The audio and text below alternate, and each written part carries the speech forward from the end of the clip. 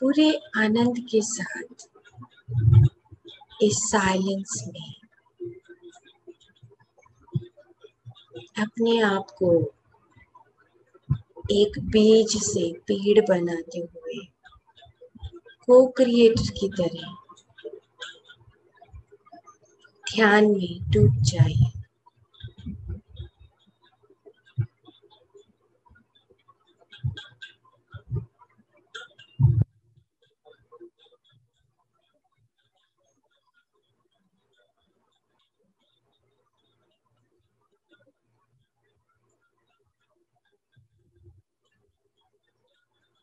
अपने चेहरे के सुकून को,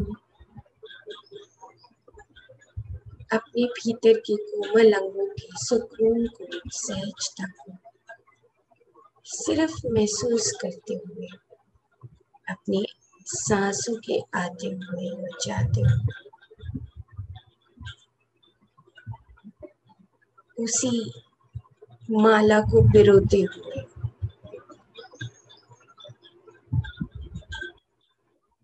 ध्यान की गहराई में डूबते जाए।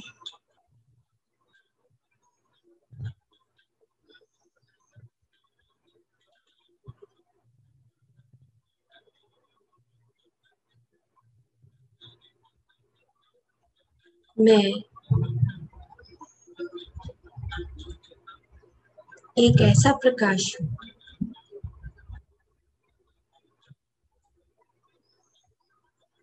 एक शाश्वत, जिसमें मेरे सारे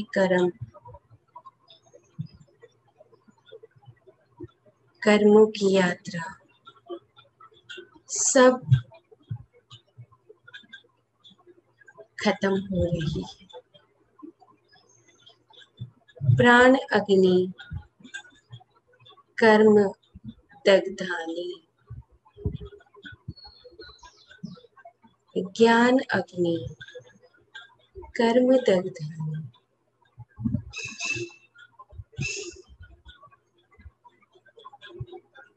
करुणा अग्नि कर्म दग्धानी। मैं अपने प्राणों के साथ रहते हुए अपने कर्मों का साइकिल, अपने कर्मों की यात्रा को खत्म करके सिर्फ और सिर्फ एक चेतनता स्वरूप में स्थापित हुआ।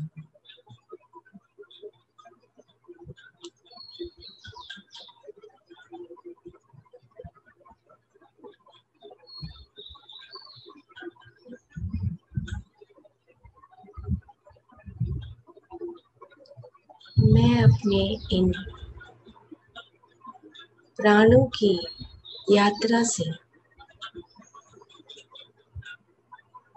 अपने कर्मों की यात्रा को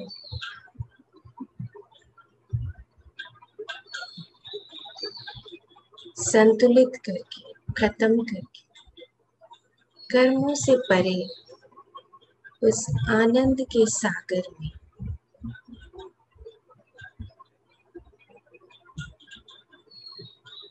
बैठा हुआ बस एक प्रकाश स्वरूप स्रोत हूँ।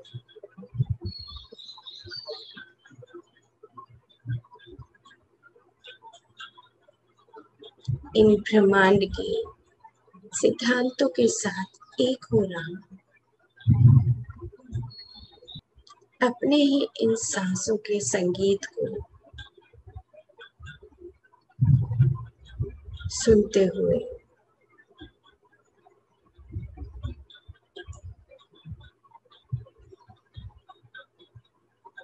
नाद को, भीतर के इनर वॉइस को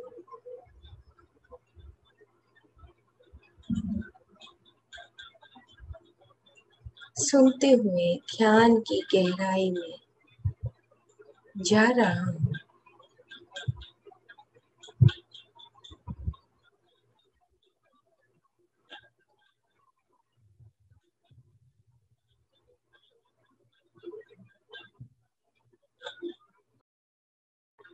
कुछ भी नहीं करना जाने।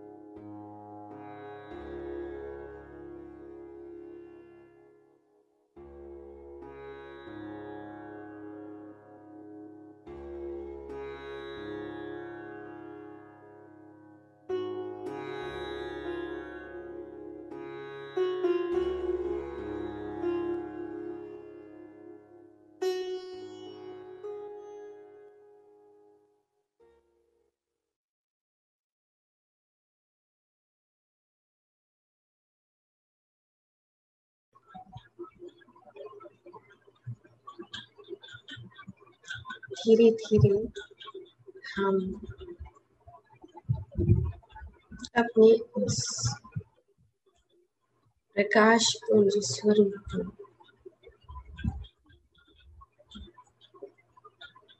देखते हुए अपने सांसों के साथ फिर से एक हो रहे हैं।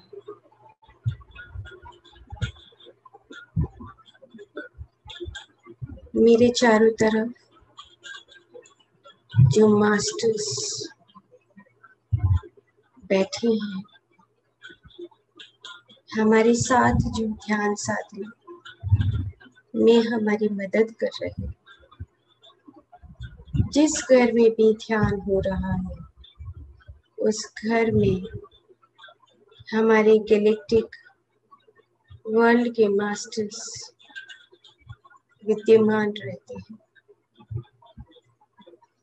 हम उनको नमन करें, वंदन करें, उनकी प्रेजेंस को महसूस करें। इस धरती को फिर से हरा भरा बनाने के लिए, फिर से एक नया युग स्थापित करने के लिए अनेकों मास्टर्स इस धरती पर शरीर स्वरूप में, बिना शरीर के स्वरूप में हमारे चारों तरफ विद्यमान रहते हैं।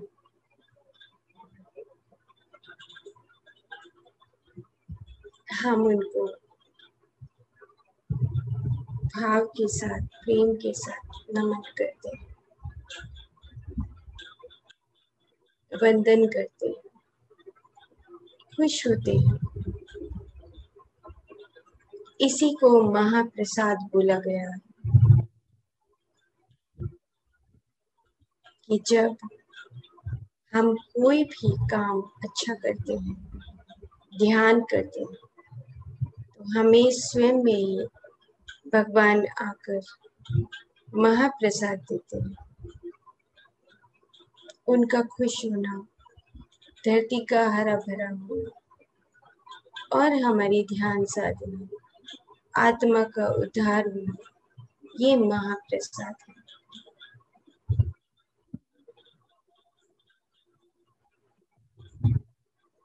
आप अपने आप को ये शरीर नहीं, शरीर के भीतर जो प्रकाश, जो टिमटिमा रहा है, आप वो हैं।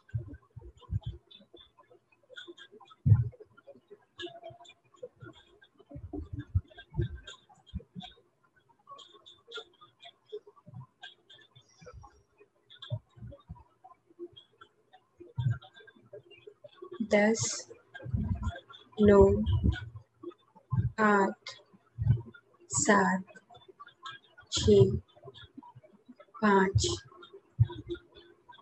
4, 3, 2, 1, 0। आराम से अपने दोनों हाथों को उठाकर अपने चेहरे पर रखिए। कोई जल्दी नहीं, अपने हाथों की ऊर्जा अपने चेहरे के स्पर्श करते हुए महसूस करिए और धीरे धीरे आराम से अपनी आंखें खोलिए। क्लैपिंग करेंगे। क्लैपिंग की साउंड सुननी है, अपने हाथों की वाइब्रेशंस को महसूस करना है। बिल्कुल इतना सूक्ष्म हो जाइए कि जिससे आप अपनी सूक्ष्मता को महसूस कर सकें। वाह, वेरी गुड, बहुत अच्छा मेडिटेशन था। बहुत गहराई में हम कहीं कहीं ध्यान साधना में घूमते हुए चले जाते हैं। तो जो जादुई शक्ति है वो कब आती है हमारे पास, यही बात समझने वाली है। जादुई शक्ति आती है जब मेरा सांस, मेरी सूर्य नाड़ी, मेरी चंद्रमा नाड़ी दोनों बैलेंस चलती है। जीवन में हम जब अपने आप को संतुलित करना सीख जाते हैं, तब हम दो शक्तियों के बीच में जो तीसरी शक्ति होती है उसको, उसके साथ रहना सीख जाते हैं। सांस आ रहा है, जा रहा है, और सांस के साथ आते हुए जाते हुए बीच में जो फ्रिक्शन से जो प्रकाश, जो प्राण ऊर्जा पैदा हो रही है, मैं उसके साथ रह रहा हूँ। जब हम इस तरह की शक्ति को अपने भीतर पहचान जाते हैं, वो व्यक्ति एबेलर बन जाता है। तो तयशा की जिंदगी भी एक नॉर्मल जिंदगी थी उसकी। अभी 20 साल पहले की ही बात है जब उन्होंने ये पुस्तक लिखी थी, और वो एबेलर नहीं थी। तो उनकी जो सहेली है क्लारा, वो एबेलर बनी, और डॉन जुआन, आप आगे आगे जैसे जैसे ध्यान साधना में, स्वाध्याय में आगे बढ़ेंगे तो इस तरह की बातें आपको पता लगेंगी। डॉन जुआन, कार्लोस कैस्टेनेडा, ये इतने महान मास्टर्स हुए हैं यूएस में कि जिन्होंने ये बताया है कि आपके पास, खुद के पास भीतर ये जादुई शक्तियां होती हैं, और ये जादुई शक्तियां उसके पास ही रह सकती हैं जो अपने आप को संतुलित करके रखता है। और यही बात फिर गीता भी बोलती है। श्रीमद् भगवत गीता यही बात बोलती है, वेद यही बोलते हैं, उपनिषद यही बोलते हैं, पुराण यही बोलते हैं, सब यही बातें बोलते हैं। ज्ञान यही बोलता है, विज्ञान यही बोलता है। और आज के जो हमारे स्पिरिचुअल मास्टर्स हैं वो भी यही बात करते हैं। तो वो भी, जैसे डॉक्टर जो डिस्पेंजा भी यही बात करते हैं, breaking the habit of being yourself. तुम हमेशा नए बन के रहो। क्या जरूरत है तुम पुराने उन सड़ी गली परंपराओं में ही चिपके रहो। तो इसी के साथ अब हम आगे चलते हैं कि जो हमारा गीता का श्लोक है उसमें आज हम 3-4 बातें सीखेंगे। एक बात है देह देही, एक बात है विदेही, एक बात है जीवात्मा, एक बात है विमुक्त आत्मा, एक बात है परमात्मा। ये जो शब्द हैं, अगर हमने ये सीख लिए तो पूरी गीता हमें आ जाएगी। तो दूसरे अध्याय में भगवान कृष्ण इधर से कान पकड़ने की बजाय अर्जुन का कान इधर से पकड़ते हैं और बताते हैं कि अर्जुन, जैसे पुराने वस्त्र हम छोड़ देते हैं और नए वस्त्र धारण करते हैं, इसी प्रकार से तुम भी ये शरीर नहीं हो। अब देखो, पहले कोई प्रज्ञा का उदाहरण दिया, हृदय की दुर्बलता को उदाहरण दिया, योग क्षेम का उदाहरण दिया, पंडित और पामर का उदाहरण दिया, और आज वो श्लोक में 20वें श्लोक में उदाहरण दे रहे हैं कि अर्जुन, जो ये पुराने वस्त्र होते हैं, शरीर ऐसा ही होता है। जब पुराने वस्त्र फटने लगते हैं तो हम नए वस्त्र धारण करते हैं। तो इसमें अचंभित होने वाली क्या बात है? तो अब इधर से कान पकड़ने की बजाय इधर से कान पकड़ के बता रहे हैं कि तुम्हें तो बात समझनी है कि तुम्हें तो आत्मज्ञानी बनना है। तो ये जो शरीर है, इस शरीर में हमारी आत्मा उद्धार करने के लिए, अपना विस्तार करने के लिए, सीखने के लिए आती है और फिर चली जाती है। तो जो देह है उसमें देही रहती है, और विदेही का मतलब है जब ये देह से देही निकल जाए, यानी कि आत्मा शरीर को छोड़कर चली जाए, तो वो विदेही होती है। अब हम बोलते हैं कि संस्कार, कोई कहते हैं कि जब हम मैं में उलझ जाते हैं, जब हम मैं में उलझ कर बातों को, संसार के प्रापंच को सीखते हैं कि किसी से द्वेष करना, किसी के साथ लालच करना, किसी के प्रति नफरत करना, जब हम इन चीजों को सीखते हैं धरती पर आकर, तो इसी को जीव आत्मा बोलते हैं। एक हो गया देही, एक हो गया विदेही। और जब हम संस्कारों में बंधने लगते हैं, एक एक चीज को सीखने लगते हैं, अनुभवों में से निकलने लगते हैं, तब हम इसको बोलते हैं जीव आत्मा। और जब जीव आत्मा सीखने लगती है, ओहो मैंने तो गलती करी, मेरे को गुस्सा नहीं करना चाहिए, मेरे को उससे नफरत नहीं करनी चाहिए, अब मैं आज के बाद इस माया में नहीं उलझूंगा, आज के बाद मैं इस धन दौलत को भोगम तरोगम भोग की तरह नहीं इस्तेमाल करूंगा। जब हम ये बात समझने लगते हैं, तब हम विमुक्त आत्मा बनने लगते हैं।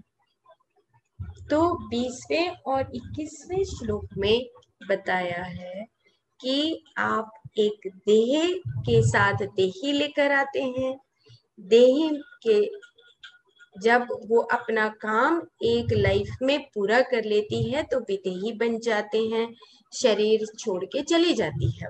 अपना काम पूरा किया कि मेरा इस लाइफ का प्लानिंग इतना ही था, चाहे मैं 20 साल जीऊं, चाहे मैं 50 साल जीऊं, चाहे मैं 70 साल जीऊं, मेरा लाइफ का, इस लाइफ का प्लानिंग था ये, अब मैं ये प्लानिंग करके बाय बाय जा रही हूँ, तो विदेही बन जाता है।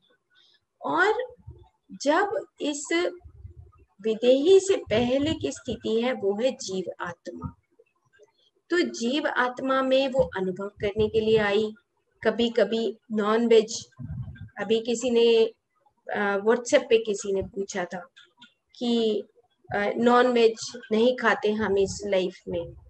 हाँ, तो हमें इस लाइफ में नफरत हो गई, लेकिन हमने, हो सकता है पिछले कुछ लाइफ टाइम में हमने बहुत खाया हो और अब हमने छोड़ दिया, क्योंकि जागृति आ गई, अवेयरनेस आ गई कि हमें अब ये काम नहीं करना है, एनिमल्स को नहीं मारना।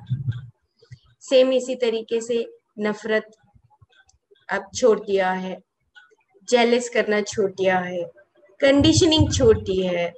तो ये जब हम इस स्थिति तक धीरे धीरे पहुंचते हैं, तो प्रकाश बढ़ता चला जाता है, अंधकार दूर होता चला जाता है, और एक हम साधारण औसत आत्मा से हम एक विमुक्त आत्मा बन जाते हैं। फ्रेंड्स, ये कुछ परिभाषाएं हैं जो पूरी गीता के सार को दर्शाती हैं। तो विमुक्त आत्मा बनने के बाद फिर वो अर्जुन क्वेश्चन करते हैं कि एक विमुक्त आत्मा बनने के बाद फिर क्या होता है। तो फिर भगवान कृष्ण योगेश्वर मुस्कुराते हैं और कहते हैं कि विमुक्त आत्मा के बाद का जो सफर है वो मेरे तक जाता है, परमात्मा तक जाता है, योगेश्वर बनने तक जाता है।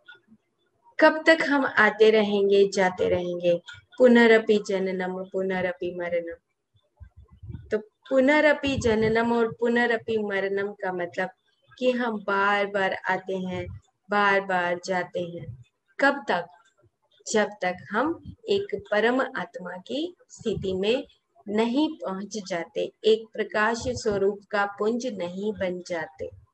फिर हमारे पास चॉइस होती है, जैसे भगवान कृष्ण के पास चॉइस थी, बुद्ध के पास चॉइस थी, रमन महर्षि के पास चॉइस थी, गुरु नानक जी के पास चॉइस आ गई कि हाँ, अब मैं इस धरती पे जाऊंगा, धर्म और अधर्म के बारे में सिखाकर फिर से वापस आ जाऊंगा। तो ये जो चॉइसेस हैं, ये तब मिलती हैं जब हमारे शरीर से सारा अंधकार दूर हो जाता है।